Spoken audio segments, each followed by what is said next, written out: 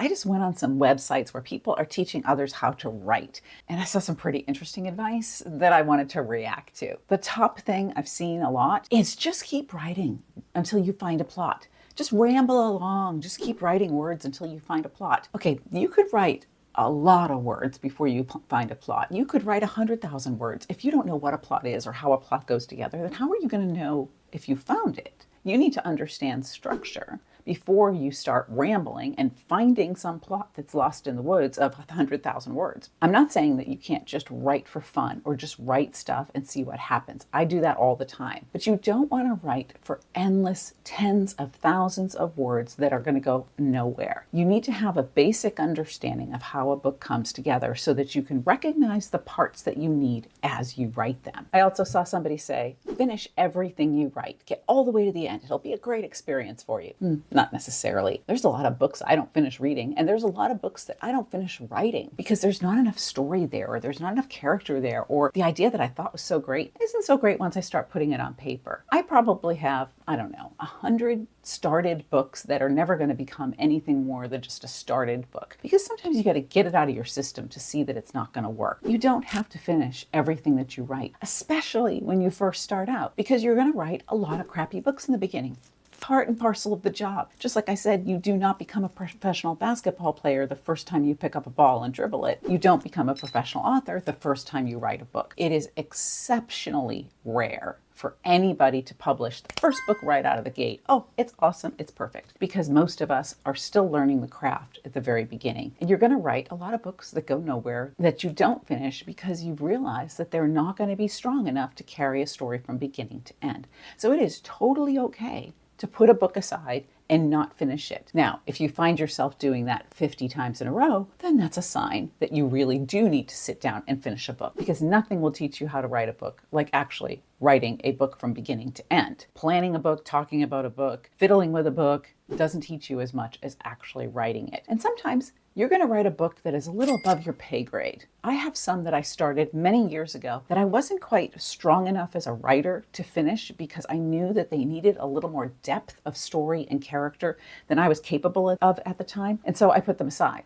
I came back to them later, and a number of those became my women's fiction novels. They became my romantic suspense novels. They became my horror young adult novels, because they were me just kind of trying stuff out, but I knew that I didn't have the chops yet. I didn't have enough experience to finish those books the way they deserve to be finished. Put them aside if they're not big enough or you're not ready yet to finish the whole thing. There's also been a lot of people that have said you need to know all the grammatical terms before you start writing. And honest to God, I have not thought about participles and gerunds since sophomore English, when I had to take the grammatical test in order to pass English in sophomore year. I can't, nor do I want to, diagram a sentence and know where the subject and predicate and all of those other things are. That's not important to the story. What's important to the story is the actual story, is creating a strong plot and creating strong characters that resonate emotionally. And the only way that you learn if it feels right is to write and to read a lot. When you finish your book, if you're not working with a traditional publisher, then I hope you're going to hire a developmental editor and a line editor and a copy editor to go through the book and make sure that everything is right. I'm not going to worry about whether this should be a semicolon or a comma here. I'm going to worry about telling a story that emotionally bonds with the reader. So you don't have to know the grammatical terms, but you should understand, like I said earlier, structure, how plot works, what a turning point is, what a black moment is, because I want you to understand what they are so that you can recognize them in the movies that you watch and in the books that you read, so that then you can do that yourself with your own book. But you don't need to know if this is a participle or a gerund and this should be a semicolon or this needs to be a comma. There are people you can hire to make sure that all of the grammar is right. There's a lot of people out there too that say,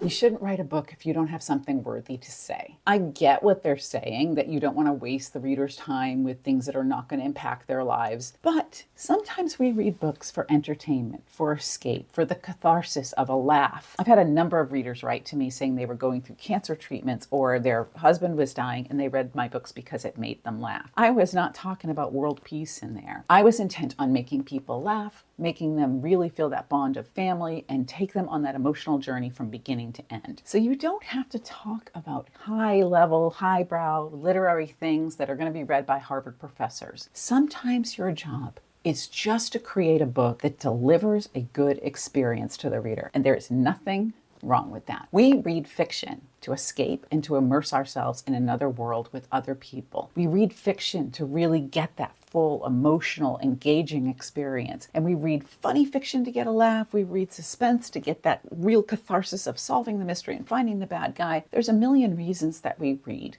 And there does not have to be some really deep message in everything you put together. You can just write a really compelling, entertaining book, and you have done your job. The final piece of advice that I see a lot, and I totally disagree with, is to not revise as you go, to just write the book from beginning to end. Now, there are some people that really like to do that. They want to write 100,000 words and then go back and revise them. To me, that is incredibly overwhelming. I have done that before. When I first started out, I would just write the book, not revise, and try to get all the way to the end. And then I would look at the revision and think, oh my gosh, this is like weeding a football field at the height of summer. It's just too difficult for me to do. And so I would start a new book because that's a lot easier. What you want to do is go back and probably revise the scene that you worked on the day before, so that when you get into your book today, you've got a refresher of what happened there and you're starting to beef it up a little bit as you go. I actually revise 3 or 4 times throughout the book. After I write the first 2 or 3 chapters, when I get to the middle, and then just before I get to the end, I'll do a full deep revision to make sure that everything is falling together right, that the plot is hitting the points that it's supposed to hit, and that the characters are coming across as 3-dimensional. But I am doing little revisions and tweaks all the time as I'm going through the book. I'm rereading it to get back into that mood, to get back into that space that I'm with the characters, and to really see what I think should happen next or not happen. I'm using my gut as a barometer as I read to really figure out that next step. So it's not a big deal to revise as you go. Now, if you get stuck on the same page for 6 months, again, that's a sign